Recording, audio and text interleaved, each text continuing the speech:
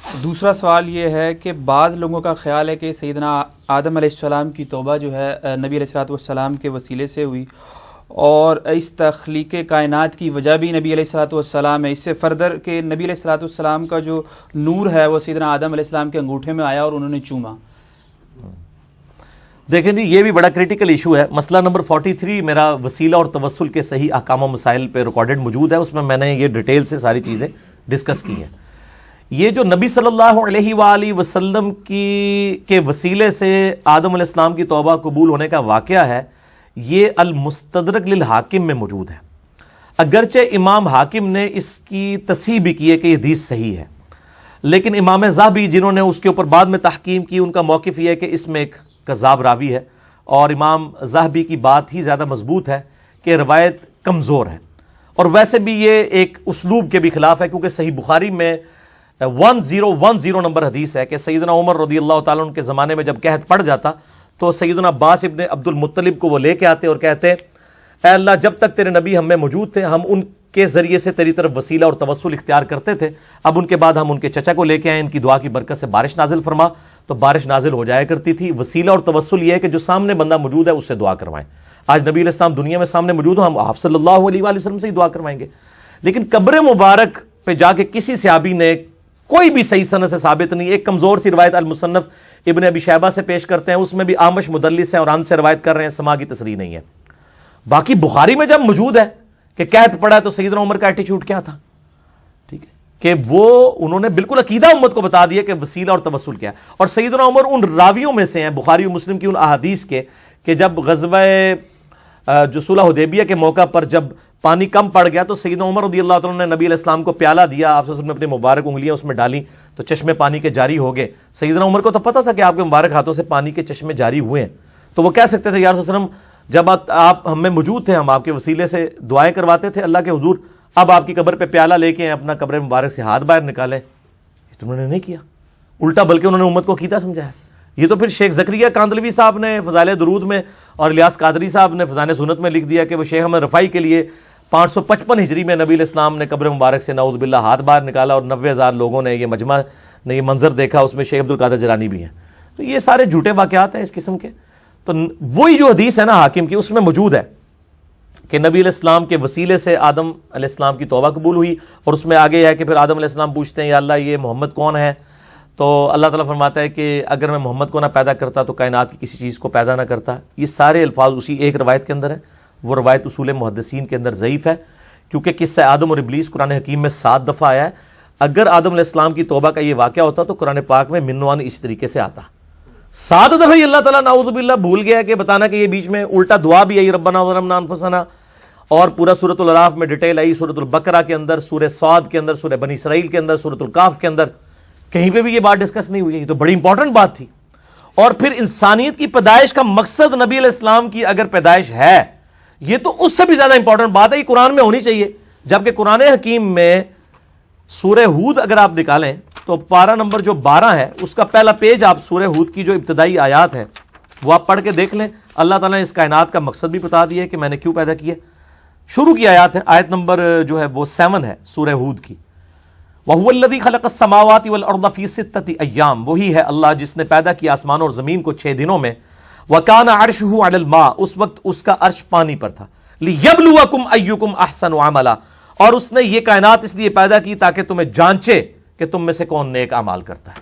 یہ کائنات انسانوں اور جنوں کے لیے پیدا ہوئی ہے کہ اللہ ان کو جانچے، کسی ایک شخص کے لیے نہیں، ٹھیک ہو گیا؟ تو بالکل کلیئر ہے۔ باقی یہ جو واقعہ ہے نا کہ وہ پھر انگوٹھوں میں وہ نور آ گیا، یہ حاکم میں یہ بھی موجود نہیں ہے۔ یہ پتہ کہاں میں موجود ہے؟ یہ انجیل برناباس کے اندر، جس کو میں بڑے عرصہ پہلے کہتا تھا یہ جعلی انجیل ہے، یہ کسی مسلمان نے بیٹھ کے لکھی ہے، اور کرسچنز تو پہلے نہیں مانتے۔ ہمارے پاس جب جو اسٹیبلش انجیل جو ہے gospel of John, Luke, Marks اور میتھیو، جو 4 ان کے اصحاب نے جمع کی ہوئی ہے، اس میں بھی کئی ایک جو ہے پروفیسیز نبی علیہ السلام کے بارے میں موجود ہیں، وہ کیوں نہ ہم پیش کریں؟ برناباس لے کے آتے ہیں۔ برناباس تو لگتا ہے کہ کسی مولوی نے، بلکہ مولویوں کے پینل نے بیٹھ کے لکھی ہوئی ہے، بالکل ٹارگٹ کر کے۔ یہ انجیل برناباس کے اندر ہے کہ آدم علیہ السلام کے انگوٹھوں میں نبی علیہ السلام کا نور آیا اور انہوں نے چوم کے آنکھوں کو لگایا۔ یہ وہاں اپنی کتابوں میں بھی جو اضافے کرتے تھے یا تعریف کرتے تھے یا لاتے تھے، اب عیسائیوں کی کتاب میں بھی ظاہر قرآن میں تو تعریف نہیں کر سکتے تھے، تو انہوں نے کہا کہ چونکہ یہود و نصارہ اپنی کتابوں میں کرتے رہے، تھوڑی سی ہم بھی اس میں کر دیں. ٹھیک ہے نا جی. اور میں آپ کو بتاؤں جتنے انٹلیکچوئلز ہیں ان کو پتہ ہے یہ بات. کبھی بھی انٹلیکچوئل لوگ جو ہیں وہ انجیل برناباس کا حوالہ آ کے نہیں دے رہے ہوتے جوز اور کرسچنز کو. ٹھیک ہے، جوز نے تو ماننا نہیں ہے. تو یہ بالکل یعنی کمزور گراؤنڈز کے اوپر میں نے وہ ساری پڑھی ہے، وہ تو لگتا ہے کسی نے بیٹھ کے لکھی ہے. ٹھیک ہے نا. تو وہ کہتا ہے جی پوپ کی لائبریری سے 7ویں عیسوی میں ہمارے، اچھا کہتے ہیں پرانے بزرگوں کو نہیں پتا چلا، بعد والے بزرگوں کے سامنے آ گئی، وہ پوپ کی لائبریری میں چھپی ہوئی تھی، یہ ہوا تھا وہ ہوا تھا. تو وہ آج تو میرے بھائی کاربن ڈیٹنگ کروائی جا سکتی ہے، پتہ لگ جاتا ہے کہ یہ وہ 700 سال کے بعد اسی وقت ہی لکھی گئی تھی، یہ واقعی یہ کوئی 2000 سال پرانی ہے. پتہ چل جائے گا. وہ جس طرح وہ بریلوی حضرات نے مصنف ابن ابی شیبہ کا ایک نسخہ نکال لیا ہے، اس کا مصنف عبدالرزاق کا، وہ حدیث نور والا، رائٹنگ آج دے زمانے دی ہے، کاغذ آج دے زمانے دا، کہتے ہیں بہت پرانا نسخہ مل گیا. ٹھیک ہے. یہ بھائی جھوٹ نہیں چلنے، کاربن ڈیٹنگ نہ پتہ چل جاتا ہے کتنی پرانی کوئی شے ہے. ٹھیک ہے. تو یہ بالکل غلط ہے، یہ اس کی کوئی اصل موجود نہیں ہے. مسئلہ 43 میرا دیکھ لیں، وسیلہ اور توسل پہ میں نے ساری چیزیں اس میں ڈسکس کی. نبی کریم صلی اللہ علیہ وآلہ وسلم کو سید الاولین والآخرین اور امام اعظم کیوں کہتے ہیں؟ نبی کریم صلی اللہ علیہ وآلہ وسلم تو امام الانبیاء ہیں. چلے شکر ہے انہوں نے امام الانبیاء بھی مانا ہے. ہمیں تو ایک بریلوی پیر صاحب نے فون کر کے کہا کہ آپ امام الانبیاء کیوں کہتے ہیں؟ امام الانبیاء تو حدیث سے ثابت نہیں ہے. تو میں نے ان کو بتایا بھائی صحیح مسلم میں حدیث ہے واقعہ معراج والی، کتاب الایمان چیپٹر میں واقعہ معراج کے اوپر تقریباً 30-40 کے قریب احادیث ہیں. اس میں نبی صلی اللہ علیہ وآلہ وسلم فرماتے ہیں کہ جب شب معراج بیت المقدس میں لوگ جمع ہوئے تو مجھے جبرائیل نے کہا کہ آپ ان کی امامت کروائیں. تو اس نے کہا اس سے تو نبی علیہ السلام کا ان کی امامت کرانا ثابت ہوا، امام الانبیاء کیسے ہو گئے؟ دیکھو اب اس کے بعد تو آپ کچھ نہیں کر سکتے نا. اپنے بزرگ بابوں کے تو جھوٹ بھی قبول کیے ہوئے ہیں، ہم حدیث بھی دکھا دیتے ہیں، ماننے کے لیے تیار نہیں ہوتے. ٹھیک ہے نا. تو جو نبیوں کی امامت کروائے وہ کون ہوتا ہے؟ امام الانبیاء. اور نبی علیہ السلام کی ڈیفینیشن میں تو سب سے جو اعلیٰ درجے کا بندہ ہے اس کو ہی امامت کروانی چاہیے، جو صحیح مسلم میں شرائط آئی ہیں. تو نبی صلی اللہ علیہ وآلہ وسلم کو پروٹوکول دے کے آپ صلی اللہ علیہ وآلہ وسلم کو امامت کے درجے کے اوپر فائز کیا گیا. سید الاولین والآخرین، بخاری و مسلم میں حدیث ہے کہ انا سید الاولین والآخرین، میں جو گزر چکے اور جو آنے والے ہیں میں ان کا سردار ہوں قیامت والے دن. کیوں؟ پھر آپ نے فرمایا کہ سب لوگ اکٹھے ہو کے حضرت آدم علیہ السلام کے پاس آئیں گے. وہ پوری حدیث شفاعت مسئلہ 88B میں نے بیان کی ہے. اور الٹیمیٹلی میرے پاس آئیں گے اور میں پھر اللہ تعالیٰ کے حضور سجدہ کروں گا، اور اللہ تعالیٰ نے جو یعنی جو ڈیفائن کرے گا میرے لیے میں ان لوگوں کے لیے شفاعت کروں گا. تو جو گزر چکے جو آنے والے ہیں ان کا میں سردار ہوں، یعنی ان کی طرف سے قائد بن کے اللہ کے حضور پیش ہوں گا. تو امام الانبیاء اور سید الاولین والآخرین اور اسی طریقے سے خاتم النبیین اور شفیع المذنبین، یہ اتنے بڑے بڑے ٹائٹل ہیں کہ ان کے مقابلے پہ امام اعظم چھوٹا ٹائٹل ہے. وہ تو اسپیسیفک ہو گئے، سارے اسپیسیفک کو جمع کر کے آپ امام اعظم کہہ دیتے ہیں. اعظم کہتے ہیں سب سے بڑے کو. ان کو پتہ ہے کوئی تکلیف ہوتی ہے، انہوں نے ایک اپنے کسی بزرگ کے بارے میں امام اعظم کلیم کیا ہوا ہے، یہ کہتے ہیں ان کو ہی آپ کہیں، ہم ان کو کہتے ہیں وہ امام اعظم، ان کو مطلقاً آپ نہیں کہہ سکتے. ان کو آپ یہ کہہ دیں امام اعظم اس زمانے میں ہمارے نزدیک، اس زمانے میں بھی وہ امام اعظم نہیں تھے، ان سے بڑے امام موجود تھے. امام جعفر علیہ السلام اس زمانے میں موجود تھے، اور یہ بھی آپ کے نزدیک ہیں، باقی نہیں ان کو مانتے. میں نے بتایا تھا مسند امام احمد میں احمد بن حنبل نے اتنی تحقیر کے ساتھ نام لکھا ہے ابو فلانا. تو ان کا بیٹا پوچھتا ہے یہ فلانا کس کو کہتے ہیں آپ؟ ان کا میں ابو حنیفہ کو کہتا ہوں. تو کھول کے دیکھ لیں مسند احمد میں ابو فلانا لکھے نا، مکتبۃ شاملہ میں کھل جائے گا. تو جو ان کے نام تحقیر سے لے رہے ہیں انہوں نے امام اعظم کہاں سے ان کو کہنا ہے؟ ٹھیک ہے نا جی. تو امام شافعی رحمہ اللہ نے اگر کہیں کہا ہے تو میرے علم میں نہیں ہے، سنی سنائی بات ہے، میں نے پڑھی نہیں ہے. البتہ یہ ہے کہ یہ ٹائٹل آپ کسی کو نہ دیں، صرف نبی صلی اللہ علیہ وآلہ وسلم تک ٹائٹل رکھیں بس. اصل میں اس میں ضمن ایک بات آتی ہے نا کہ احناف سے جب ہم کہتے ہیں کہ آپ اپنے آپ کو حنفی کہتے ہیں تو محمدی کیوں نہیں کہتے؟ تو وہ یہ کہتے ہیں کہ جی اس میں دو نسبتیں بھی ہو سکتی ہیں، جیسے ہم پاکستانی بھی ہیں، پنجابی بھی ہیں، تو ہم جو ہے حنفی بھی ہیں، محمدی بھی ہیں. ہائے صدقے جامع، ہائے صدقے جامع. یہ جواب میں ہی تو دیا گا اللہ دے بندے ہو. پنجابی ہو یا بلوچی ہو یا سندھی ہو یا پشتون ہو، وہ سارے کے سارے اگر اپنے آپ کو پاکستانی ہونے کے ساتھ اپنے ان صوبوں کے ساتھ منسوب کرتے ہیں تو وہ پاکستان کے جو قوانین ہیں ان کو بھی اسی طریقے سے مان رہے ہوتے ہیں. ٹھیک ہے نا جی. یہ نہیں کہہ رہے ہوتے کہ جی اگر کے پی کے میں جو ہے وہ چور کی سزا یہ ہے تو پنجاب میں کوئی اور ہے, ہم نہیں مانتے. دونوں ایک ہی قانون کے تحت چل رہے ہوتے ہیں نا. لیکن ان کے جو 4 صوبے ہیں نا, حنفی, شافعی, مالکی, حنبلی, اس میں ایک کہتا ہے کہ جو امام کے پیچھے فاتحہ نہیں پڑھتا اس کی نماز نہیں ہوتی. دوسرا کہتا ہے جو فاتحہ پڑھے اس کے منہ میں انگارہ رکھ دو.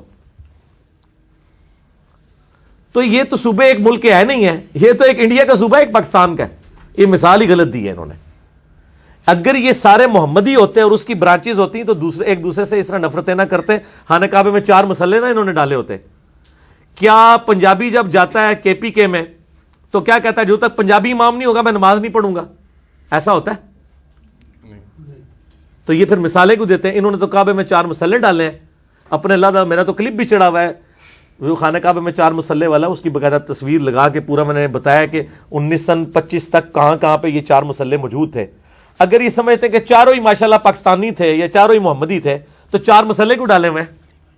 کیا یہ ہوتا تھا کہ حضرت ابوبکر صدیق نماز پڑھائیں تو حضرت عمر, عثمان و علی نہ ان کے پیچھے پڑھیں, یا حضرت عمر پڑھا رہے ہیں تو باقی 3 نہ پڑھیں؟ ایسا تو نہیں ہوتا تھا. یہ مثالیں غلط دیتے ہیں اور یہ کہتے ہیں نا جی وہ سب کچھ اس میں کور ہو جاتا ہے. تو آڈے کہنے نال نہیں کور ہو جانا. کوڑ نہ مارو, جھوٹ نہ بولو. ٹھیک ہے نا. یہ سب کچھ پردہ ڈالنے کے لیے یہ باتیں کر رہے ہیں. بالکل ایسا نہیں ہے. اور محمدی ہم اس لیے کہتے ہیں, ہم تو کہتے ہیں محمدی سے بھی آپ اوپر جائیں, مسلم کہیں اپنے آپ کو. نبی علیہ السلام کو قرآن حکیم میں یہی حکم ہوا ہے انا اول المسلمین, اور قرآن حکیم میں ہوا سماکم المسلمین من قبل وفی ھذا. اس قرآن کے نزول سے پہلے ابراہیم علیہ السلام نے تمہارا نام مسلم رکھا تھا اور اس کتاب میں بھی اللہ نے تمہارا نام مسلم رکھا ہے. ہم کہتے ہیں آپ اس سے بھی اوپر آئیں, مسلم کہیں, اللہ کے سامنے سر تسلیم خم کرنے والا. اور کلمے میں چونکہ لا الہ الا اللہ محمد رسول اللہ صلی اللہ علیہ وآلہ وسلم, تو دوسرے نمبر پہ اگر کوئی چیز ہو سکتی ہے تو محمدی ہو سکتی ہے. اگر ان کے کلموں میں کہیں ان کے بزرگوں کے نام آتے ہیں تو ضرور ڈالیں. ہم کہتے ہیں اس سے امت کے ڈویژن میں اضافہ ہوا ہے. اگر یہ کہتے ہیں فروع اختلافات ہیں تو ایک دوسرے کے پیچھے نمازیں کیوں نہیں تھے یہ پڑھتے؟ ابو فلانا کہہ کے کیوں ایک دوسرے کو بلاتے تھے؟ ٹھیک ہے. اور نہ میری زبان کھلاؤ, بہت کچھ ہے.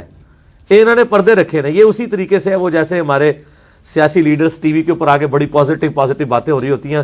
سٹارٹ ہی جب مخالف کا کرتے ہیں کہتے ہیں میں ان کا بڑا دل سے احترام کرتا ہوں, لیکن تو پتا ہے وہ دلی کنی بڑی گالا کاٹ رہا ہوتا ہے. یہی خوشی ہے. یہ سارے انہوں نے پردے نا فاش نہ کراؤ, جتنے کر دیتے ہیں اتنی بہت ہے. دین کتابوں میں ہے یا شخصیات میں؟ اگر کتابوں میں ہے تو کتابیں کون سی ہیں, اور کیا ہم بالکل ہی شخصیات کے منکر ہو جائیں؟ نہیں, شخصیات کے منکر نہ ہو آپ. جن شخصیات کی کتابیں ہیں نا ان کے منکر نہ ہو.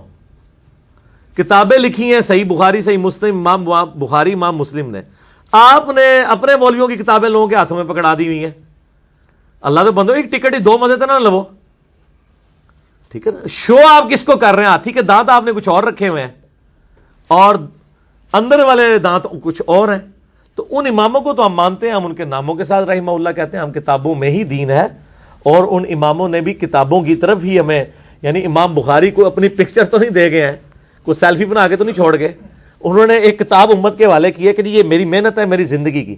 آج بھی ہم بخاری شریف جب پڑھتے ہیں تو ہم سمجھ لیں امام بخاری سے ہی پڑھ رہے ہوتے ہیں کہ انہوں نے اتنی محنت کر کے جو حدیثیں جمع کی تھی. اگر امام بخاری, امام مسلم کے ذریعے آپ آج کے 14ویں صدی کے 15ویں صدی کے بزرگوں کو آپ کو ڈگریاں دلوانا چاہتے ہیں تو تسی جناب الٹے بھی لٹک جاؤ, انہوں نے اسے ڈگری نہیں دینی. انہوں نے کوئی کنٹریبیوشن نہیں ہے. یہ سارے نقال ہیں, اور نقال تو ہم بھی ہیں. یہ کون سا بخاری مسلم کی حدیثوں کی ہر حدیث کی سند نبی علیہ السلام تک لے کے جا رہے ہوتے ہیں؟ وہ ایک استاد کی سند بیان کر دیتے ہیں تو اس سے سارا کچھ حل ہو جائے گا. اس طرح تو نہیں ہوتا. ان محدثین نے اپنی ایک حدیث کی سند نبی علیہ السلام تک پہنچائی ہے. یہ کتابیں میرا یوٹیوب پہ آپ کلپ کھول لیں, سنی احادیث کی 6 کتابیں, 6 ڈیزن میں لکھیں سنی بکس, تو کلپ کھل جائے گا, اس کی انٹرنیشنل نمبرنگ سب کچھ کھل جائے گا. تو میں نے بتائی ہیں کون سی ہیں. قرآن پاک کے بعد کون سی مین سٹریم کی کتابیں؟ بخاری, مسلم, ابو داؤد, ترمذی, نسائی, ابن ماجہ, مسند امام احمد, الموطا امام مالک, یہ ساری کتابیں الحمدللہ.